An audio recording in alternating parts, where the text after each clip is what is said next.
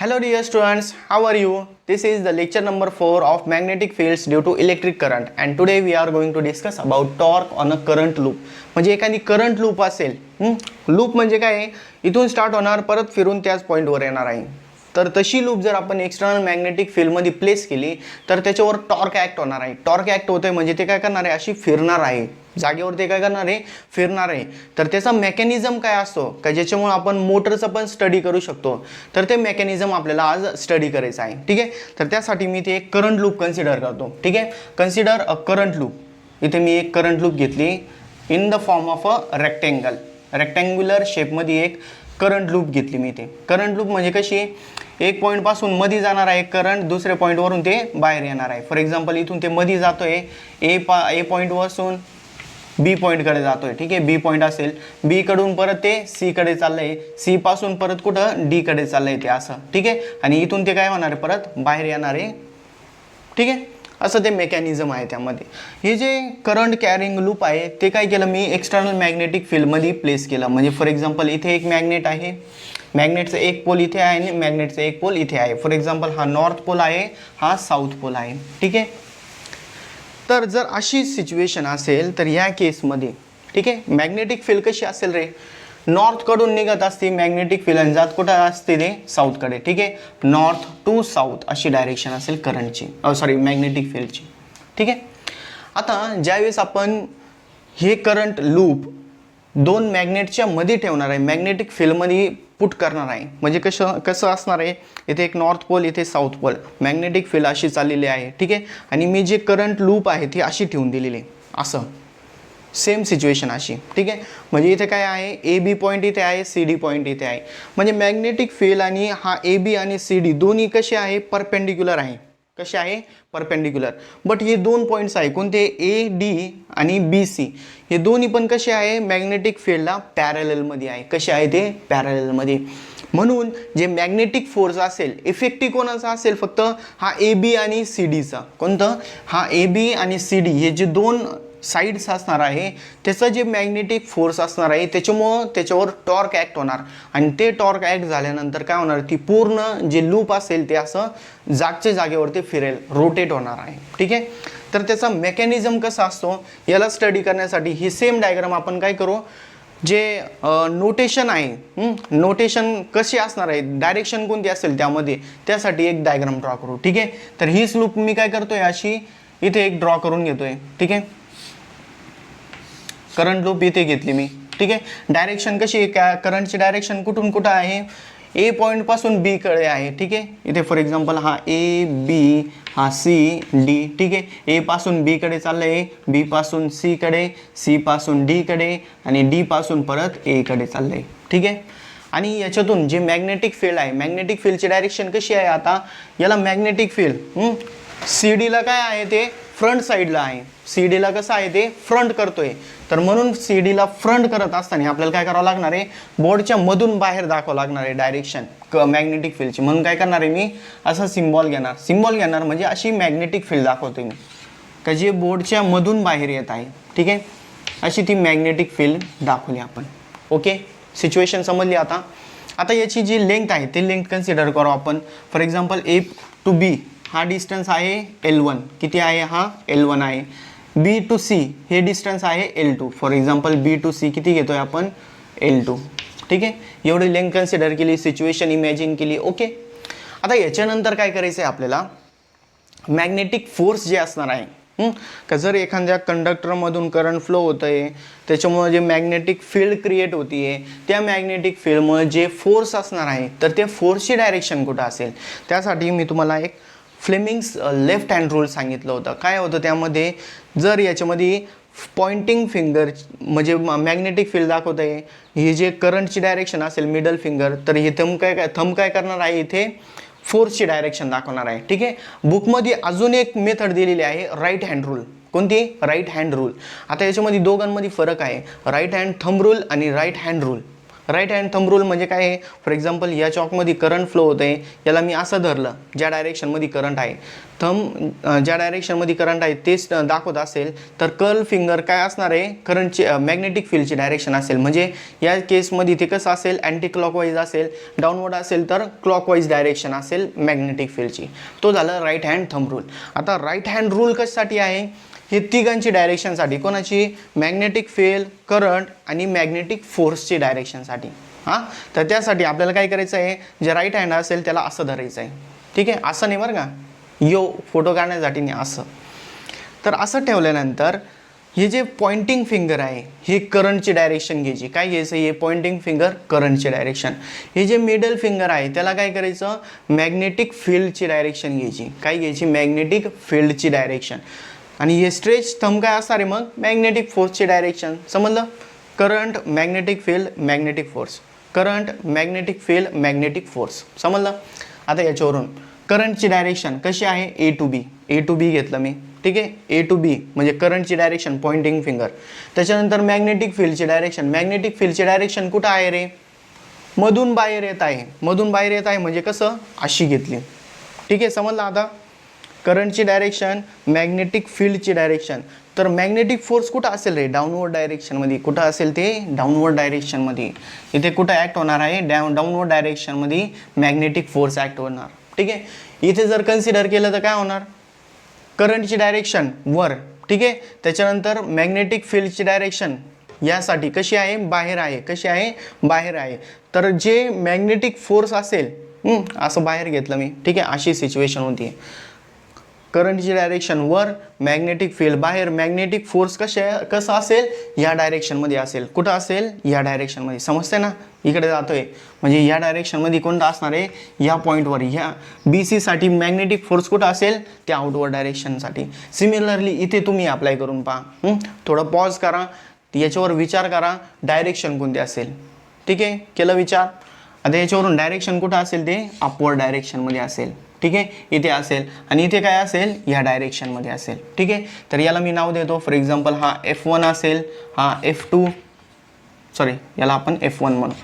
F1, F2, F3 आणि हा असेल F4. ठीक आहे, असे मी 4 मॅग्नेटिक फोर्सेसची डायरेक्शन दाखवली. आता आपल्याला ही जी सिच्युएशन आहे याला काय करायचं आहे, जर आपण बी सीच्या साईडने बघतोय का फक्त आपल्याला बी सी दिसतोय, तर त्यावेळेस सिच्युएशन काय असेल असं इमॅजिन करायचं आहे. म्हणजे कसं, जर आपण बी सीच्या साईडने बघितलं तर आपल्याला साईड कोणती दिसेल, फक्त बी सी दिसणार आहे. ठीक आहे, तर त्यासाठी मी काय करतो, इथे सेम तीच सिच्युएशन दाखवण्यासाठी एक डायग्राम ड्रॉ करतो. डायग्राम कशी असेल का, ज्याच्यामध्ये आपण युनिफॉर्म मॅग्नेटिक फील्ड कन्सिडर करणार आहे. ठीक आहे, अशी युनिफॉर्म मॅग्नेटिक फील्ड आहे. युनिफॉर्म मॅग्नेटिक फील्ड म्हणजे कशी रे, का त्याचा मॅग्निट्यूड आणि त्याची डायरेक्शन ईच अँड एव्हरी पॉईंटवर इक्वल असेल, सेम असेल. ठीक आहे, अशी सिच्युएशन आपण इथे इमॅजिन करू. या मॅग्नेटिक फील्डमध्ये हे काय आहे, मॅग्नेटिक फील्डची डायरेक्शन असेल बी बार. ओके, याच्यामध्ये आपण काय करू, फक्त बी सी साईड दाखवू. कोणती, बी सी म्हणजे असं ही साईड आपण इमॅजिन करू. ठीक आहे, हे काय असणार आहे, फॉर एक्झाम्पल वर असेल इथे सी पॉईंट, इथे असेल बी पॉईंट. ओके, असं सिच्युएशन इमॅजिन केली. याच्यावर फोर्स कोणता ॲक्ट होत आहे, F4 ॲक्ट होत आहे. ठीक आहे, कोणतं फोर्स ॲक्ट होत आहे, F4. त्याची लेंथ किती आहे, बी सीची लेंथ आहे L2. म्हणजे इथून तर इथपर्यंतचा डिस्टन्स सी पॉईंटपासून, फॉर एक्झाम्पल मी ते असं इथून तर इथपर्यंतचा डिस्टन्स घेतो. हा डिस्टन्स किती असेल, इथून तर इथपर्यंतचा L2 असेल. किती असेल ते, L2 असेल. ठीक आहे, आता आपल्याला काय करायचं आहे का, याच्यावर फोर्सेस कोणते कोणते ॲक्ट होत आहे. ठीक आहे, सी पॉईंटवर कोणता फोर्स ॲक्ट होत आहे, इथे F1. कोणता ॲक्ट होत आहे, इथे वरच्या डायरेक्शनमध्ये, अपवर्ड डायरेक्शनमध्ये F1 बार आहे. ठीक आहे, त्याच्यानंतर मॅग्नेटिक फोर्स सी पॉईंट बी पॉईंटवर कोणता ॲक्ट होत आहे, F3. F3 कुठं होतं आहे, डाऊनवर्ड डायरेक्शनला, इथे F3 बार असेल. ठीक आहे, तर या सिच्युएशनमध्ये F4 किती असेल, काय, F4 साठी आपल्याला एक फॉर्म्युला आहे. ठीक आहे, लास्ट लेक्चरमध्ये स्ट्रेट वायरवर करंट फ्लो होत असेल तर त्याच्या अलॉंग मॅग्नेटिक फील्ड किती असते, मॅग्नेटिक फोर्स किती असतो ते आपण फाइंड आउट केलेलं आहे. काय असतो रे ते, लास्ट लेक्चरमध्ये झालं आहे आपलं. इथं लिहितो मी साईडला. फोर्स किती ॲक्ट होत असतो, फोर्स असतो ते त्या केसमध्ये FM magnetic force is equals to I × L bar cross B bar. L bar cross B bar. L bar म्हणजे काय, लेंथ वेक्टर. लेंथ म्हणजे काय, ज्या डायरेक्शनमध्ये लेंथ चाललेली ना त्याचा परपेंडिक्युलर डायरेक्शन जी असेल, म्हणजे एल बार लेंथला कधी आपण वेक्टर घेत असतो का रे, नाही, पण इथे एल बार म्हणलेलं म्हणजे काय आहे, जी लेंथ असेल ना, लेंथच्या परपेंडिक्युलर जर आपण एखादी डायरेक्शन घेतली तर ते असेल त्याचा डायरेक्शन, आणि एल म्हणजे त्याची मॅग्निट्यूड. ठीक आहे, अशी एल बार वेक्टर घेतले आपण. तर याला जर सिम्प्लिफाय केलं तर काय मिळत असतो इथे, आय इंटू एल बी याचा साइन थिटा. ठीक आहे, इंटू इथे काय करावं लागतो, एन कॅप करावा लागतो. एन कॅप म्हणजे काय, ज्या डायरेक्शनमध्ये लेंथ आहे, लेंथला परपेंडिक्युलर डायरेक्शन म्हणजे कोणती, फॉर एक्झाम्पल ही लेंथ असेल तर याला परपेंडिक्युलर डायरेक्शन इथे हे असेल एन कॅप. काय असेल हे, एन कॅप म्हणजे त्याची डायरेक्शन, मॅग्नेटिक फोर्सची डायरेक्शन. मॅग्नेटिक फोर्सची डायरेक्शन म्हणजे हेच F4 असेल, इथे F4 बार असेल. ठीक आहे, त्याच्यानंतर आपल्याला इथे अँगल पण लागणार आहे. तर अँगलच्या आधी आपण काय करू, direct force on magnetic force at 4 म्हणजे 4 नंबरची जी लूप आहे म्हणजे कोणती, BC साईडला जे आहे म्हणजे कोणतं, F4 ते घेऊ. F4चा मॅग्निट्यूड किती असेल, ILB साइन थिटा म्हणजे आय करंट, लेंथ किती आहे त्या याच्यामध्ये L2, IL2B साइन. आता अँगल कोणता घ्यायचा, थिटा अँगल. थिटा अँगल कोणता असेल रे, फॉर एक्झाम्पल हे जे परपेंडिक्युलर असेल, इथून जर परपेंडिक्युलर ड्रॉ केली अशी, ठीक आहे, तर इथे अँगल असेल थिटा. ठीक आहे, इथे पण अँगल म्हणजे अँगल कोणतं, याच्यामध्ये सरळ जर आपण याला ड्रॉ केलं इथे अँगल थिटा असेल. ठीक आहे, त्याच्यानंतर हा 90 डिग्री आहे आणि हा मॅग्नेटिक फील्ड आणि लेंथ मधला अँगल आहे. हा जे थिटा अँगल असतो ना, थिटा अँगल कोणता असतो, लेंथ आणि मॅग्नेटिक फील्ड. लेंथ कुठं आहे, ह्या डायरेक्शनमध्ये आहे, कुठं आहे, वर गेलेली आहे. मॅग्नेटिक फील्ड कुठं आहे, या डायरेक्शनमध्ये. हा अँगल कोणता असेल, थिटा अँगल असेल. ठीक आहे ना, पण आपल्याला हा थिटा अँगल दिलेला आहे का डायरेक्टली, नाही, म्हणून काय घेऊ शकतो आपण, इथला अँगल पण घेऊ शकतो. म्हणजे कोणतं, बी बार आणि हे जे फोर्स आहे त्याच्यामधला अँगल. हा अँगल किती असेल इथे, 90 मायनस थिटा. किती असेल, 90 मायनस थिटा. म्हणून आपण इथे ते पुट करू, 90 मायनस थिटा. 90 मायनस थिटा घेतला आपण इथे. ठीक आहे, आता इथे F4 बार आणि F2 बार म्हणजे 4 नंबरची लूपवर आणि 2 नंबरची लूपवर जे मॅग्नेटिक फोर्स आहे ते कसं ॲक्ट होत आहे. ठीक आहे, जर आपण तीच सिच्युएशन इमॅजिन केली, जर अगोदर इथे डायग्राम ड्रॉ केली होती त्याच्यामध्ये AB आणि CD. AB आणि CD कसे आहे का, AB पॉईंट जे आहे कोणतं, AB पॉईंट आणि CD पॉईंट याला परपेंडिक्युलर आहे. कसं आहे, परपेंडिक्युलर फील्ड. पण जे BC पॉईंट आहे आणि AD पॉईंट आहे, साईड आहे, तर ते कशी आहे, मॅग्नेटिक फील्डला पॅरलल आहे. म्हणजे त्याच्यावर जे फोर्स ॲक्ट होणार आहे ते फोर्स कुठं असेल, एक ह्या डायरेक्शनमध्ये असेल, एक बॅकवर्ड डायरेक्शनमध्ये असेल. पण ते पण कसे असेल रे, एका लाईनमध्ये असेल. कसे असेल ते, लाईनमध्ये असेल. म्हणजे काय आहे, याच्यामध्ये जे फोर्सेस आहे F2 bar and F4 bar are equal in magnitude, and opposite in direction,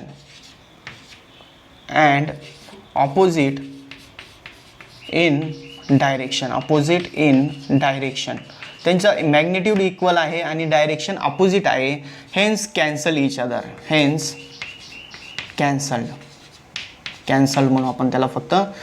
ठीक आहे, म्हणजे हे दोन फोर्सेस जे आहे ते कॅन्सल होऊन जाणार आहे. कॅन्सल का बरं, काही एक लेफ्ट डायरेक्शनमध्ये एक राईट डायरेक्शनमध्ये आहे, तर म्हणून ते काय होणार आहे, एक सेम लाईनमध्ये, ते पण कशी आहे, सेम लाईनमध्ये आहे. म्हणून ते काय होणार आहे, इक्वल मॅग्निट्यूड आहे, अपोजिट डायरेक्शन आहे. त्यांचा मॅग्निट्यूड किती, त्यांना जर आपण ॲड केलं किती होणार, ते 0 होऊन जाणार. समजलं, म्हणजे हा जे फोर्स आहे F2 बार याला आपण F2 पण घेऊ शकतो. F2 अँड F4 हे काय होणार आहे, इथे एवढी क्वांटिटी मिळेल, पण ते काय होणार आहे, कॅन्सल होऊन जाणार. म्हणून याचा विचार करायचा का, नाही करायचा. आता तुम्ही म्हणणार का इथे F1 आणि F3 हे दोन्ही पण काय आहे, इक्वल आणि अपोजिट आहे, बरोबर ना. एक वरची डायरेक्शन एक खालची डायरेक्शनला आहे. बट ते कसे आहे, एक ह्या डायरेक्शनमध्ये आहे. ज्यावेळेस त्याच्यावर फोर्स ॲक्ट होणार आहे त्याच्यामुळे काय होणार, ते असं टॉर्क ॲक्ट होईल त्याच्यावर. म्हणजे ते एक लाईनवर आले का रे, एक फोर्स ह्या डायरेक्शनमध्ये चाललं आहे, या पॉईंटवर जे फोर्स आहे ते या डायरेक्शनमध्ये चालत. ते एकाच लाईनमध्ये आहे का, नाही, त्याच्यामध्ये काहीतरी गॅप आहे, काही डिस्टन्स आहे. एक या डायरेक्शनमध्ये ॲक्ट होणार आहे, एक या डायरेक्शनमध्ये ॲक्ट होणार आहे, बरोबर. म्हणजे त्याच्यामुळं काय होणार आहे, ते एका लाईनवर नाही आहे. एका लाईनवर आहे का, नाही. तशी हे दोन फोर्सेस कसे होते, F2 आणि F4 कसे होते, एका लाईनवर होते आणि ते F1 आणि F3 लाईनवर आहे का, नाही, ते आउट ऑफ लाईन आहे. त्याच्यामुळे काय होणार आहे, ते जे लूप असेल ते पूर्ण लूपला ते रोटेट करणार म्हणजे सिम्पली असा एक लूप आहे, त्याला मी काय करतोय, एक डाऊनवर्ड डायरेक्शनला फोर्स अप्लाय करतोय या पॉईंटवर, ठीक आहे. डाऊनवर्ड डायरेक्शनला F3, अपवर्ड डायरेक्शनला F1 असं ॲक्ट करतोय. तर म्हणजे ती बॉडी काय होणार आहे, रोटेट होऊन जाणार ना अशी. एक डाऊनवर्ड डायरेक्शनला फोर्स F3, अपवर्ड डायरेक्शनला F1, त्याच्यामुळे ती बॉडी काय होणार आहे, अशी रोटेट होणार, ठीक आहे. रोटेट होतीये म्हणजे तिथे काय ॲक्ट होणार आहे, टॉर्क ॲक्ट होणार. काय टॉर्क म्हणजे काय असते, the rotating ability of a force, म्हणजे फोर्स किती त्या बॉडीला रोटेट करू शकतो त्या क्वांटिटीला आपण टॉर्क म्हणत असतो, ठीक आहे. तर त्याच्यावरून आपल्याला टॉर्क लिहायचा आहे. तर टॉर्कसाठी आपल्याला काय लागत असतो इथे, मोमेंट आर्म म्हणजे काय आहे, ॲक्सिस ऑफ रोटेशन आणि point of force. Axis of rotation, for example ही बॉडी जी असेल अशी ती रोटेट होत चालेल. फॉर एक्झाम्पल ह्या डायरेक्शनमध्ये रोटेशन आहे ते, ठीक आहे, असं रोटेट आहे. तर याचा ॲक्सिस ऑफ रोटेशन जिथे असेल, फॉर एक्झाम्पल या पॉईंटवर असेल, तर त्या पॉईंटचं आणि फोर्समधलं जे डिस्टन्स आहे ते घ्यावं लागतो आपल्याला. टॉर्क कसा घेत असतो आपण, टॉर्कचा फॉर्म्युला, मी ते फॉर्म्युला जे असतो ते या साईडला लिहितो. टॉर्क इज इक्वल्स टू काय असतो इथे, मॅग्निट्यूड ऑफ फोर्स घ्यावा लागतो आपल्याला इनटू मोमेंट आर्म. काय घ्यावं लागतो, मोमेंट आर्म म्हणजे काय आहे, the perpendicular distance from the axis of rotation and the point of force, ठीक आहे. तर त्यासाठी इथून तर इथपर्यंतचा डिस्टन्स आपल्याला हा डिस्टन्स घ्यायचा आहे. कोणता डिस्टन्स घ्यायचा आहे इथे, हा डिस्टन्स, ठीक आहे ना, बरोबर. कोणतं डिस्टन्स समजलं, आता परपेंडिक्युलर डिस्टन्स तुम्ही म्हणणार का, आता ॲक्सिस ऑफ रोटेशन आणि या पॉईंटचा फोर्स दोघांमध्ये तरी ते डिस्टन्स किती यायला पाहिजे, हा L2 आहे, तर L2चा हाफ L2 आला पाहिजे, नाही, आपल्याला परपेंडिक्युलर डिस्टन्स घ्यावा लागतो. परपेंडिक्युलर कुठून, ॲक्सिस ऑफ रोटेशनपासून परपेंडिक्युलर ड्रॉ करायची कुठपर्यंत, याच्या एक्सटेंडेड पोझिशनपर्यंत, म्हणजे एवढं डिस्टन्स लागतो आपल्याला, ठीक आहे, समजलं. आता इथे अँगल थिटा असेल तर हा अँगल पण किती असेल, थिटा. हा डिस्टन्स किती आहे, हाफ L2, किती आहे, हाफ L2. आता जर मी इथे साइन थिटा घेतला, sine theta is equals to काय येणार आहे इथे, sine theta is equals to opposite side म्हणजे काय आहे, मोमेंट आर्म. काय आहे इथे, मोमेंट आर्म, ठीक आहे, मोमेंट आर्म. अपोजिट साईड आपण हायपोटेन्यूस किती आहे याची, हाफ L2, ठीक आहे. याच्यावरून मग मोमेंट आर्म किती येणार आहे, moment arm will be equals to इथे हाफ L2 डिवाइडला तिकडे आल्यानंतर multiply half L2 sine theta, बरोबर ना. तर म्हणून याच्यावरून काय सांगू शकतो आपण, जे F1 असेल किंवा F3 असेल तर त्याचं सिंगल किती घेऊ शकतो आपण, फोर्सेस किती ॲक्ट होणार आहे F3 वर आणि F1 वर पण, दोन्ही घेऊ आपण. F1 is equals to F2 is equals to magnitude किती असेल त्याचा, I करंट, लेंथ किती आहे, लेंथ किती आहे इथे L1 आहे, किती आहे L1. इथे त्याच्यावर magnetic field B, sine theta angle theta किती असेल याच्यामध्ये, अगोदर फोर्स घेऊ नंतर टॉर्क घेऊ आपण. थिटा अँगल किती असेल याच्यामध्ये, थिटा म्हणजे कोणतं, मॅग्नेटिक फील्डमधलं आणि इथे लेंथमधलं अँगल किती आहे, लेंथ आणि मॅग्नेटिक फील्ड दोन्ही काय एकमेकांना परपेंडिक्युलर असेल तर अँगल किती असेल, 90 डिग्री म्हणजे ती किती आलं इथे, IL1 इंटू B, ठीक आहे, समजलं कसं आलं. आता याच्यावरून आपण टॉर्क घेऊ शकतो, total torque acting, total torque acting किती ॲक्ट होतोय टॉर्क, त्यासाठी टो इज इक्वल्स टू काय करावं लागणार आहे आपल्याला, इथे F1 मुळे जे टॉर्क आहे ते प्लस F3 येणार आहे, ते F3 मुळे जे टॉर्क आहे ते दोन्ही आपल्याला ॲड करावं लागेल. म्हणजे F1 मुळे काय टॉर्क ॲक्ट होणार आहे, मोमेंट आर्म म्हणजे कोणती, हाफ L2 साइन थिटा. आपण या फॉर्म्युल्याची वेन जाऊ, ठीक आहे, हा फॉर्म्युला अगोदर घेऊ. म्हणजे कसं, या फॉर्म्युलेच्या according tau is equals to, टॉर्कसाठी आपण टो सिम्बॉल घेत असतो, ठीक आहे. Tau is equals to force किती आहे F1 साठी अगोदर घेऊ, किती आहे ते IL1B, किती आहे IL1 into B into moment arm किती आहे ते आता फाइंड आउट केलं आपण, किती आहे ते हाफ L2 साइन थिटा, ठीक आहे, बरोबर. हे झालं F1 साठी. प्लस F3 मुळे जे असेल ते त्यासाठी फोर्स, अगोदर फोर्स घ्यायचा, फोर्स किती आहे ते L1B, त्याच्यानंतर मोमेंट आर्म किती आहे इथे half L2 sine theta. Okay, आता इथे हाफ आणि हा हाफ किती होणार ते, आता इथे जर बघितलं सगळे टर्म्स कॉमन आहे कोणते, IL1B sine theta, IL1B sign theta. ठीक आहे, याच्यामध्ये half L2 plus half L2 किती होणार ते, हाफ प्लस हाफ 1 होऊन जाणार, म्हणजे किती होणार, torque will be equals to I इथे L1 into L2 into B इथे साइन थिटा. म्हणजे इथे काय केलं, फक्त हाफ L2 आणि हाफ L2 त्याला काय केलं, फुल L2 करून टाकलं. ठीक आहे, याच्यावरून आता L1 इंटू L2 हे जर केलं तर आपल्याला काय मिळणार आहे ते, एरिया ऑफ रेक्टेंगल.